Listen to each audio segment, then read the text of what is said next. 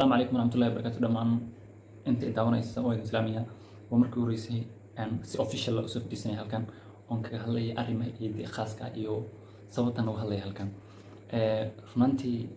YouTube channel aan samaystay YouTube channel kan kore waxaan soo dhigi jiray wax dhalo macna lahayn iyo video daqiiqadiya la soo dhigi jiray balse marka hadda kadib waxaan isku dayayaa inaan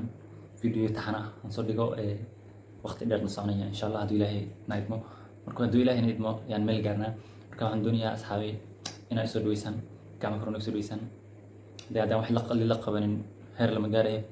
waxa la isku qabanayna waa waxaan macna lahayn adin subscribe ina isartan halka hoos waxa ku taala meel cas meel adin gaduudan asan dhaxis meel gaduudan ay qorantay subscribe meesha ku dhufani gambaleel yar ku sabay gambaleel kale ku dhufani all notification si aan wax walba soo dhiga next time aa u socotid aan ugu daawatid muuqaalada aan soo dhigi doono insha Allah comment-ka like-kana waxay nagu saacidiyaan recommendation-ka aan bulshada u dhex maqan lahayn ay nagu saacidiyaan marka waxaan doonayaa inaa wax la qabataan de waxa daan la qabanin meel lama gaarayo marka wax la qabtaa meel la gaaraya marka magacayga saxda ah waa Maxamed Yaqaana hatta Facebook aan ka isticmaala King Fiber sidii aan magaca igu baxshay iyo sidaan igu tiriga azin igu faafi magaca ونيل سوسندي دونا إن شاء الله فيديو حقنا صوب اللي جالك وح أنكم تخصص دونا فيديو حقنا وهذا دونا مركا